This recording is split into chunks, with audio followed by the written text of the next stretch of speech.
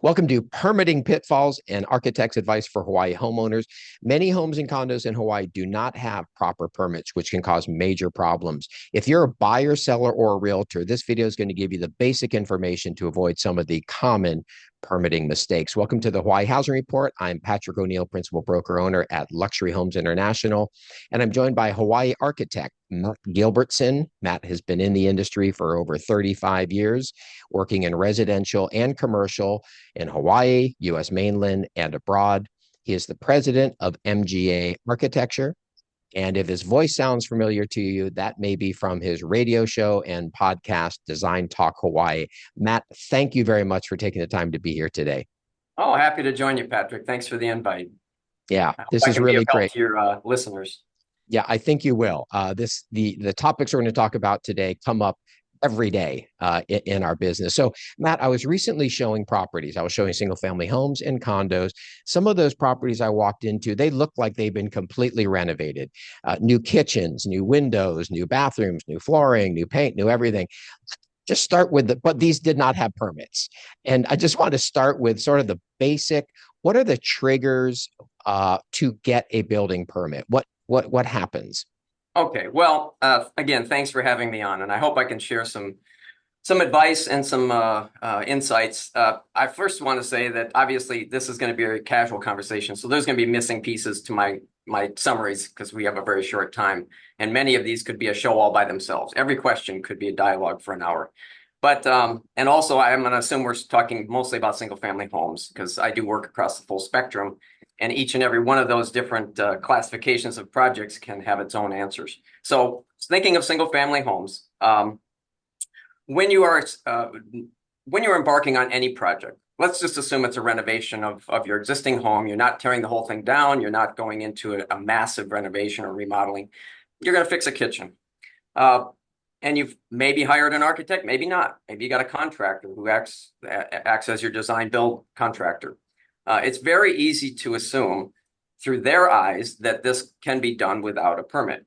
That unfortunately happens because there's kind of nobody motivated in the process to want to say, let's waste the time and energy and money to go take this the right way, you might say, as the city would say it. Take this through the proper channels and do it the proper way. Everyone in that room is motivated to move this along faster, to get it solved and get back to our normal lives. So that's a little bit of the problem is that it's an honor system that has been built in the system by itself. The basic formula, and a lot of this, I'll be honest, you can find this information in general, by using AI now. You can actually go in and Google it and you can ask that same question and a lot will pop up. In fact, I used it in preparation for this show because I don't commit a lot of this stuff to memory. And sometimes things have changed in the last months or period of time that I haven't been watching too closely.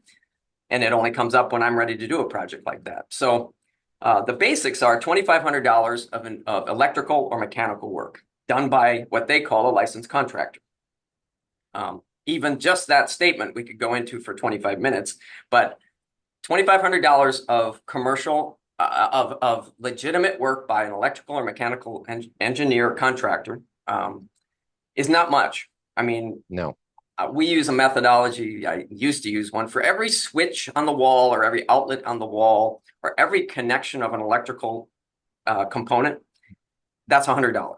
So for every $100 switch, every time you change a switch or move a switch around or add a switch into your house, think of it as $100. You might even round it up to $200 just to be safe.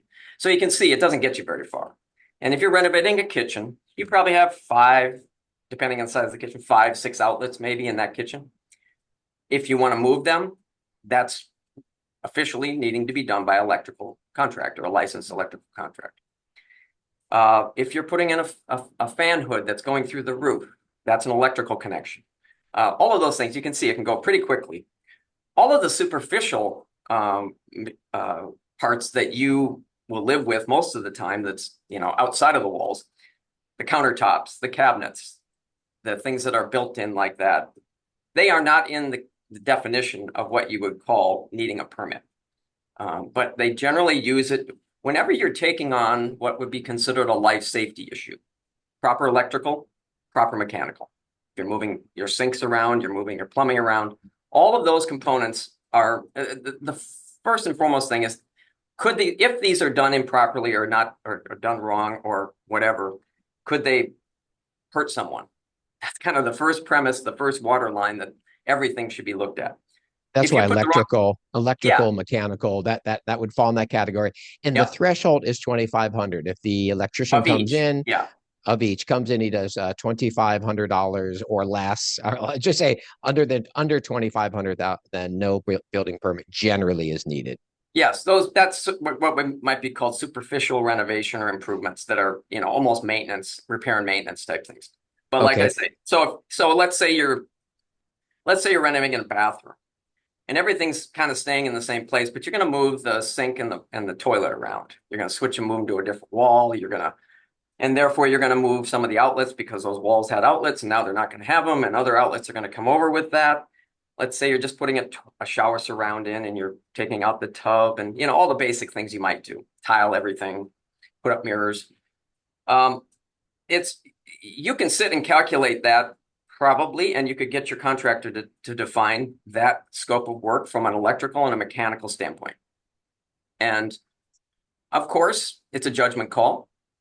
And that's the honor system that we have. I see.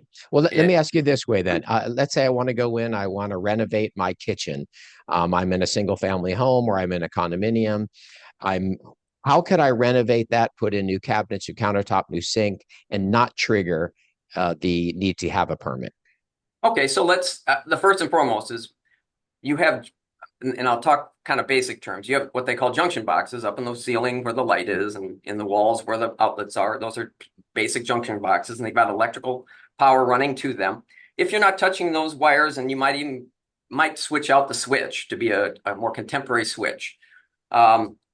Again, I'll argue that a lot of people might say they know how to do that themselves, and they will in their own home. But officially, those things are supposed to be done by an electrical contractor, right? But if you leave all the electrical components where they are, you're not moving an outlet 3 feet left or 3 feet right, or bringing one up to the counter that's on the wall somewhere, and you're not moving your sink, which has plumbing, which goes through the whole building system, especially a condo. If all of those components, the major components, are staying in their place, then that does not constitute something that would need a permit.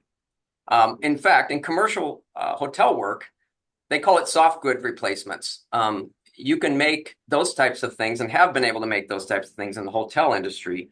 They can renovate a whole hotel setup of 500 rooms, where they go in and they take off all the wall coverings, they take off all the carpeting, they paint, they clean, they do everything, they move stuff around, and they maybe make one or two adjustments of light fixtures, maybe not, around the beds, so you have the proper lighting. And they go in the bathroom and they just leave all the plumbing fixtures the way they are and clean up everything else. I All of that see. is now approved without a permit. So you can see that's a pretty significant step for a hotel. Probably half the renovations of any hotel are always those types of things. And they can Yes. cost millions of dollars. But they've Yes. negotiated successfully not to have a permit for that soft good and lightweight renovation, finish replacements, basically. Yes. But Okay. And then if they rearranged the bathroom, for instance, and made it an ADA bathroom instead of a regular bathroom, and all the parts moved around, and they would at least have to permit that bathroom, right? okay. So in my kitchen renovation, if my junction boxes remain where they are, maybe you're changing out switches, that might not trigger it. And the rough outs in the plumbing, the pipes, you leave those there, but you can Yeah. change out your sink, not an issue. So I'm assuming the same thing true for the bathroom. Yes, any of the wet Okay. areas, any of the wet rooms, laundry rooms, same thing. If you've got a laundry room facility that has power to run your equipment in there, and you have a side sink, and you got all that stuff, if they're all staying in the general same location, you're just changing cabinet for cabinet, you're changing fixture for fixture. Yeah, those are the kinds of moves that, again, you may need an electrician if you truly are a novice at this, to switch out a light switch or to switch out a Yes. light fixture on the wall. But if the Yes. J box stays in the location it is and is reused with the wiring that's there, Hmm. you generally consider that a soft renovation that wouldn't need a permit. Okay. So I told some agents I was going to talk to you and said, what specific questions you have regarding this, as far as what needs, what doesn't. So let me ask you one very specific one. In a Okay. condo, changing a shower to a tub or a tub to a shower, but keeping the same plumbing rough outs in the drain. Does that require anything? In my opinion, again, I'll say that because some of these take interpretations and they have caveats that I won't be able to see from this simple Yes. perspective. Um, I would say no. If everything Okay. stays the same and you're swapping it out, what you need to do is make sure, again, all of this is overlaid with the idea that you use a licensed contractor. Yes. Using Right. unlicensed contractors is not that they aren't skilled. It's not that they're not cheaper, which many they are. It's that there's no check and balance on who they are, what they're doing, and when they're doing it. Hi, this is Patrick. If you're enjoying this information, please do give us a thumbs up down below and be sure to subscribe so you don't miss next month's Hawaii Housing Report. Because they have their own, I'll call it honor code within their industry, that as soon as they come onto a job, they don't just do what someone's asked them to do. They have to do it and make it code compliant. Yes. They Okay. That cannot makes just sense. come in and do whatever the owner asked them to do. Yes. That's not industry standard. And that's what a licensed contractor knows, that an unlicensed person who can disappear tomorrow and be in another country someplace or another state somewhere at any time, Yes. they don't live to that, may not live to that creed, right? Good. Good So point. yeah, so and the other would be in a condo, you're obviously not alone. You've got people above you, below you, and around you. So, and you have a condo association that has approval rights. I won't pretend to know which ones have which rights that we're talking about here, but certainly check your condo board, condo association rules and regs about any of those swap outs, because water penetration through the floor into your neighbor down below is one of the most common problems between condominiums, because water finds its way. And if you take a tub that can fill up quite a bit before it overflows, and you turn it into a short shower pan that can't, right? It only has a few minutes to maybe an hour before it's going to flood. That can be a significant issue, and properly preparing the entire room for that potential flood might save you significant problems down the road. So Oh, that's good just point. another layer of consideration. I mean, I've been through my own houses, renovating my own things for many years, and I've helped others, of course. And I call this the belts and suspenders rule.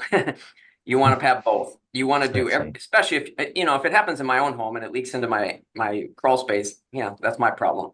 I'm not hurting anyone else, and I don't have liability for their problems. But if it happens in a condo, I mean, it could go down many, many floors, and Sure. we've Sure. all And heard most stories. condos do. Yeah, most condos do have some oversight and approval process Yep. for renovations. Okay, I'm going to continue on the list. Yep. How about a new roof on a home? Do I need a permit?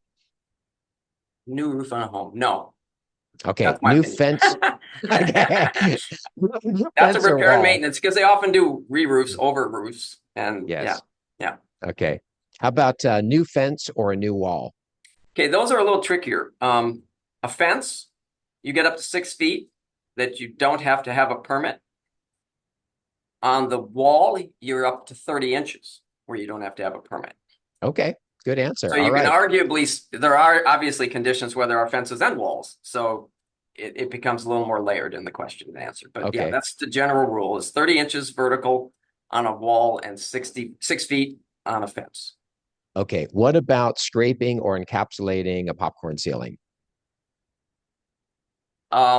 No, that's a superficial, non-structural, the other part of this is structural. Anytime you're touching a structural condition, opening up a room, trying to create more space and open up rooms to rooms, Yes. you're affecting structure. That's an automatic. So, Okay. uh, All yeah. right. Um, But on that one, no, okay. that's very superficial. That's virtually painting. Yes, understood. Okay. I think I know the answer to this one now that I've learned this from you. Using a licensed electrician to upgrade the electrical breaker box. So I guess if it's over 2,500. Yeah, and that would almost absolutely be over 2,500.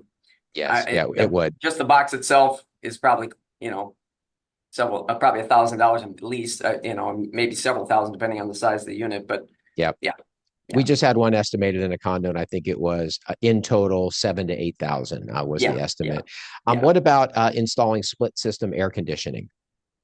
Well, that's a good question, because it is a mechanical system.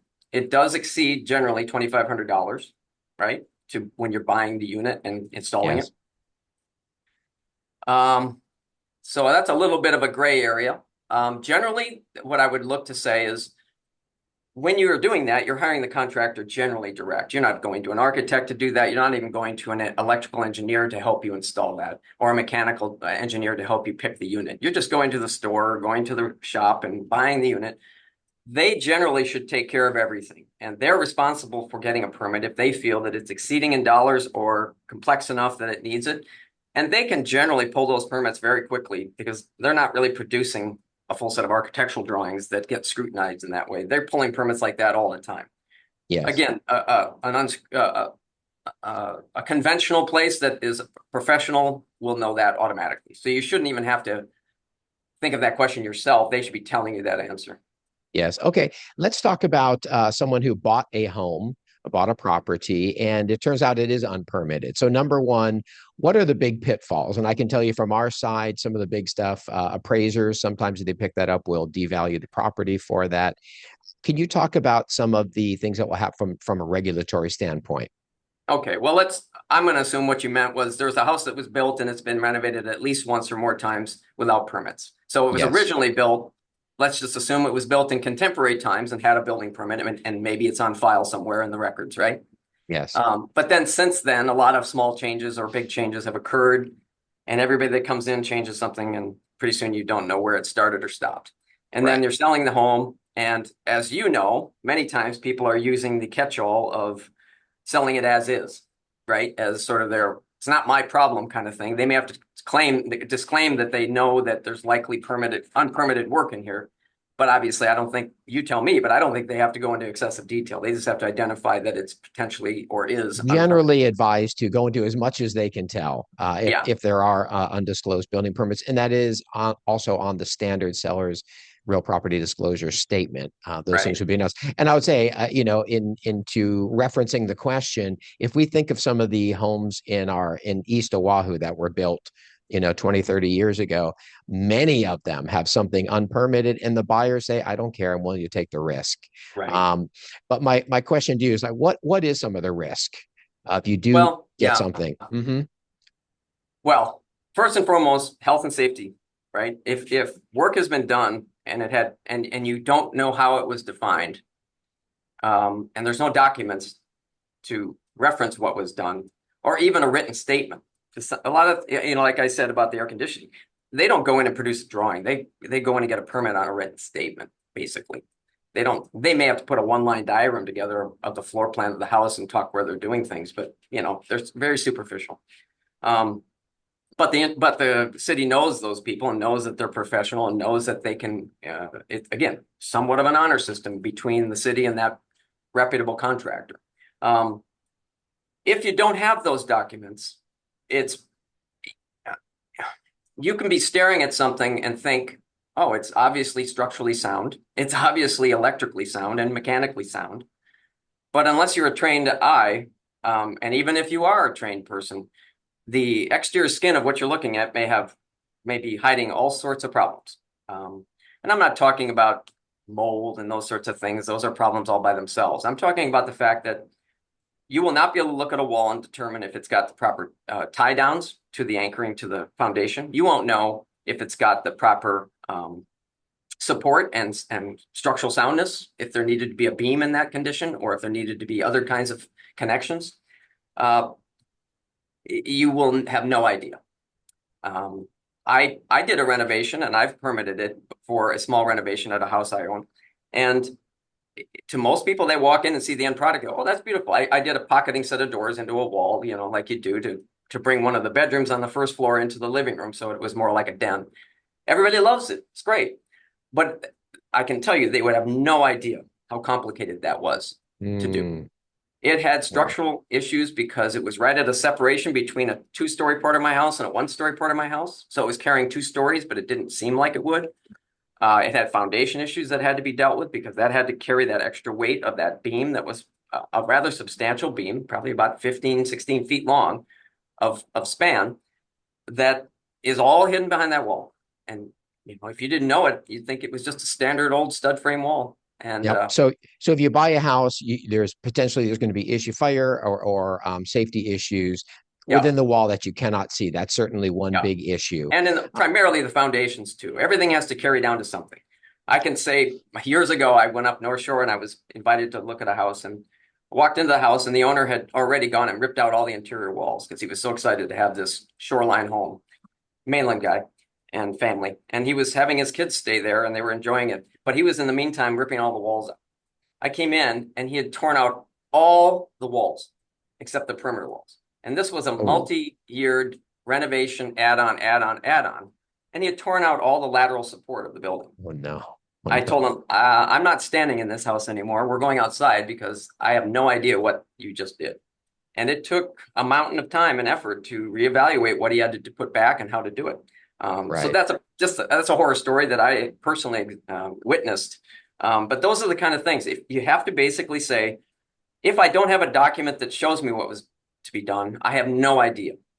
Right. Now, to retroactively do that, I don't know if that was part of your question, but what do you Well, do to yeah, let's retroactively deal with it? yeah, let's talk about that. So Yeah. I bought this property. I realized there's unpermitted things. Maybe now I want to go and get the permits, or I want to do something. I want everything to be up to speed. Can you talk a little bit about we call it the after the fact permitting process? Yeah. Well, basically, it's the same as the normal permit process. The only issue is you're going to be doing forensics. You're basically going to have to come in and with a trained eye, probably not your own unless you have training, bring out electrical and mechanical engineers in and or contractors, depending on who can produce drawings. That's part of the issue. There's the drawing side and then there's the execution side of every project. The drawing side is the engineers that do the drawings, and then there's the builders who build what's on drawings, and then there's some that do both. So you have to kind of know which person you're talking to. So let's assume it's a project that someone's hired me to help them do. I bring in electrical and mechanical engineers. I bring in structural engineers, and I say, okay, we go back, we do an archival search, find out where the latest documents are, if there were any. Hopefully there's something to have started from. And then we simply have to go back and painstakingly analyze where the changes have occurred and hopefully not have to do any type of a destructive testing or like peeling off some drywall or anything, because that's obviously not preferred, but to come with some conclusions by peering under the building, looking at where the foundations are supporting things, going up in the attic, seeing how they might have modified the roof structure to carry things, those sorts of things. You have to basically just dig and scratch and try to do as best an investigative study as you can. Come Yeah. out with what you think they've done or what you know they've done.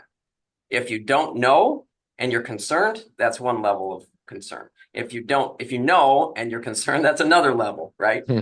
If you don't know and can't tell and would have to tear the wall out to find it, well, then you have some challenges. Yeah. I won't say that I can answer to every possible solution or answer, but I can say that's all it is. And then you basically might be facing additional permit costs. I won't pretend to know if the city's how they're playing that right now. It used to be if you come in on your own permit on your own, that you would say, I did this, but I didn't get the permit. They would double charge your permit fees. Now, I don't know what they would do because they might be so happy to see you coming in and doing this to come up to square. They might not charge you any more than the normal permit fees. Yeah. But the other part of it, that's the drawing side, so that the plan reviewers can see what you're trying to do. The other side is the inspection side. So it's not a one-stop shop on these projects. Our projects are always divided into parts. There's the designer who designs something that draws it on a piece of paper so that everybody can understand it and talk about it. Then there's the submission to the city so that they can engage that conversation and confirm everything that they see and challenge anything they wish to challenge. And then there's the third, which is the city comes out while the contractor's building and does inspections of critical areas. Those are usually identified on the permit when you submit it. They pick up on what's going on and they say, I want a steel inspection here and I want a foundation inspection here. And those have to be the contractor has to have those happen in the proper increment at the proper time and get sign off from those inspectors. Can be a time consuming and frustrating process by itself. And it can have some subjectivity about the inspectors seeing something that they trust is acceptable or not. But those are the sort of the categories of things. It's not just one thing. So you can draw something right, you can get it approved at the planning level, and the contractor can start to build it. But if they don't build it right and the inspector sees that it doesn't match the drawings that have already been approved and they're doing something else, that's acceptable to some degree if it's a like kind of change. But if it isn't and the inspector is concerned about it, they can raise an issue. They can slow the process down. They can tell you to prove something, do a calculation, go back to a structural engineer and tell us that this beam can be smaller than it was shown on the plans. Because when they were submitting the plans, the original ones, there were calculations, right? Yes. So that's why it's really hard. I've lived this industry my whole life. So to me, it's clockwork to know the step-by-step of any situation that's put in front of me, and we unravel the mystery and get to the answer. But to the layperson, I can say it's clearly not that. We often are seeing these shows on TV that they press a button and the place is transformed, and they do it in a day and everybody's so happy and everything like that. But if you look behind the scenes of those shows, they're often a foolish mess, and they've had lawsuits against them about a guy here I know in Hawaii who was doing that and never getting his permits. I guess for years he Right. did projects. So I Yeah. think it's the homeowner has been sold a bill of goods on how easy and how simple, superficial and simple this whole thing can be on Yeah. these TV shows and things. Same thing with the real estate $1 million listing and all those things. I Yeah. was contacted. This was a property we sold in the North Shore. This was a few years ago, and they said we'd already closed on the property maybe a year before. They said we want to film the whole thing again. Oh, So they geez. filmed the buyer coming and the two brokers making the deal on the phone, which just doesn't happen. But No. anyway, okay, let's get back to permitting. So Yeah. we talked a little about the process. Uh, right now, and by the way, I want to give credit to Department of Permitting and Planning in Honolulu. They look like they really are making strides forward. They're really trying to automate, update, look at some new ways of streamlining things. But Matt, right now in today's world, if I go for a permit on a residential project, what is the real time from beginning? Let's submit this thing to we have a permit at the end. Well, your timing of that is an interesting one. They've just approved some things that have helped. So 6 months ago, I would have had a much different answer than now. And yes, the DPP is doing its best to take care of the logjam, take care of the problems. As we know, it all came out when they ran into some bribery problems, and it brought the feds in, and it shook the whole tree of the whole system, and everybody had to stop dead in their tracks while they figured it all out. That's why much of why we're here today. We've always had a slow process, but it became particularly slow because of that necessity to manage the situation. So to answer quickly, they have put in place a one-time review process now. It's rather new. I've not even used it yet for a 1 and 2 family home. So you can do a duplex or a single family home, and you can go in and get a permit and submit under that. And it reduces your time because they say they're sort of putting pressure on their own agencies to say, you get one bite of this apple to come in and make commentary on this set of drawings that we're submitting to you. And that's it. After that, the permit gets approved. And I don't want to put a time frame because I haven't seen a time frame put on it. Okay. But, it could take, unfortunately, the login time and all of that, it could take several months just to get yourself into a position to be reviewed by anybody. So, you could arguably say 2 months to get yourself that first circulation of comments from every agency.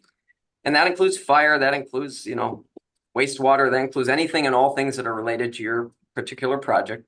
But you could see that, what we used to say is it would be a year. With this, I could arguably hope to think it could be 6 months, maybe even less. If you could get a first-time review from all the agencies, and they come back with comments that are what we might call superficial, right? And this Well, this I is like your predicated. optimism. Six Well, months, that's pretty good. well, this is also predicated on the idea, and this is where the city has probably been a little harsh on our industry and on our architectural industry because they've used us as a scapegoat to a degree in the last conversations I've heard. It predicates the idea that you come in with a complete set of drawings. Now, there is no perfect set of drawings, but there are complete sets of drawings. But at the homeowner level, that can be a very blurry line. What's a complete set? You can bookmark things for the contractor to do that are not fully developed in detail, but they're industry standards and you would expect to do that. So it's a little blurry line, but let's just say you come in with an architecturally produced set of drawings that has engineers involved to do structural and mechanical and electrical drawings of miscellaneous levels, appropriate levels for a permit. and you submit that.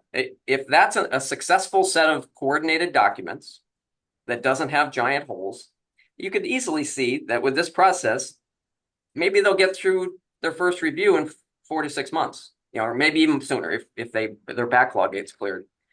And the one thing that people don't quite understand is there's trust at the city of people they see drawings coming through. I'm happy that my drawings have always been well received, and it sort of predates it precedes me. So when our drawings are produced and they show up at someone's desk at the planning level and the permit and the document review, they see who it's from, and it does matter. There's a sigh of relief. Yeah, they just know Yeah. that they can sense a set of drawings that's complete, that's organized, Yes. that's coordinated, and these people see plans every day of their life. In 30 seconds, they can decide if this plan set makes sense or not, if it's Yeah. coordinated or not. So I would like to think that with this, you could see a permit in 6 months. Okay. And what would you have said? You said 6 months ago, I'd have a different answer. That would be a 1 year, but I would have now said a possibly year. Yeah. today, 6 months. Yeah. Okay. What about commercial? What about commercial permit time? Well, what's interesting is at the same time, there's a new bill that just got passed for self-certification. That's an opportunity. I believe the one I just mentioned for the one-time review process is only for homeowners, right? Is a homeowner-focused opportunity. In commercial, they've made a change to what they call a self-certification. That's industry people like myself have been arguing this for years, that we take all liability for all the work we do anyway. We stamp it. We're responsible for it. We have insurance to cover our errors and omissions, as they call it. And what the city does in reviewing it is only on their behalf. It doesn't alleviate us of our responsibilities. So in some sense, you could say it's not relevant, except that they want to double check, from the position of protecting the life safety of the community. So so self-certification is a process that I've been advocating for years. Because I think it could solve all sorts of problems. There are other problems that it brings up, but those can be solved too, in my opinion. But And that's this one, something that's used across the country, self-certification. yeah, and it's used in different doses, you might say, and for different types of projects across the country. So it came up as a conversation under the current administration as a possible solution. And I had a good long talk with the administration people back several years ago. It didn't go the full direction I wanted to go, but they have made progress. They have said that commercial interior renovations, such as a shop at Ala Moana, and affordable housing projects are both And able Hawaiian to be done. homelands. And Yeah, on and Hawaiian Hawaiian home, homeland. yeah, and Yep. Hawaiian homelands are able to be done now. And obviously you can see they cherry picked very specific focus points that they feel Yes. they can accept, right? Yes. That's only probably 10% of the entire permit process that crosses the desk. So there's still 90% that can't do it. I think But the it's a hope is start. that, yeah, and the hope is maybe this is a pilot program to start small, see if we can get it to work, Right. and then expand it out. In a recent article I read, I think is in Pacific Business News, they said they've rolled it out, but no one has yet qualified for the Yeah. self-certification. I guess there's some Yeah. things to jump That's a over, little of the but problem too, is when I talked to them, then they started looking at other cities, sister cities or other cities that have done this. And a lot of them are big cities like Chicago, New York, whatever, who have it, but they also have this long or rather layered coaching and teaching process for people to go through a self-certification endorsement, you might say, that the city would then buy into. And that had manuals and that had all sorts of things and a lot of classes and all, so you could see a multi-year issue right. just creating that raw material. Yes. So that's Okay. sort of spooked So them from, Matt, I think, jumping in deeper. so if we say a residential permit today's world, optimistically 6 months, 6 months ago to be a year, so maybe somewhere in there. Commercial right now, not using expedited, but just typical commercial processing. What is the Well, approximate then time frame on that? you're still staring at a year. Still staring at a We year. do all sorts of commercial projects, big and small. It has a lot to do if it's a new building or whether it's a mall renovation of a space, like a high-end retail store in Ala Moana or something, because those have much fewer moving parts. If you're not dealing with foundations, you're not dealing with disrupted land, you're not dealing with all roofing, all those things are already done in those sorts of things. So, but unfortunately, it's not really about the complexity of the project. That's always been the problem, is it's about the backlog and the delay and the uncertainty of the inability of the staffing. They just don't have the ability to staff up with skilled, trained people. One, because it's scary now to be working there because somebody's watching all the time. I'll be honest. I'm sure they feel that. Mhm. Two, it's not an easy job. I've lived with these guys and worked with these guys for decades, and I wouldn't want that job. To Yeah. honest to God truth, they have to know so much and have such instinctual reactions to avoid problems. And they're a government employee. They don't want to. All Yes. government employees say no first before they say yes. That's just the nature of the Yeah. business. So they're Yeah. very And cautious about what they say because they don't want to make mistakes. I give them all the credit. But the fact is they can't staff up fast enough. They can't retain the people they staff. People have to have a local knowledge to even understand place names here. Whereas if you're in Michigan and you go to Minnesota, you're not having problems with stuff like that. A lot of commonalities. But you come out here, they've talked about hiring people from the mainland, and you know how that is. It takes years for people to assimilate themselves into this community, just to even understand how it functions, much less to get things done, right? yeah. So Yeah. I wish them the best, and I know that's trouble. But like I said, as soon as they hire a good person and they show themselves as being good, it's very likely they get sucked up by the contractors and the engineers that are working in this I town. see. And, Yeah. so you can see they're just a funnel into the industry. So Yeah. I worry about that as Yeah. an expectation for them. And there really are some good people there. And I join you. Hats off to DPP for the progress that they're making. You can just see them.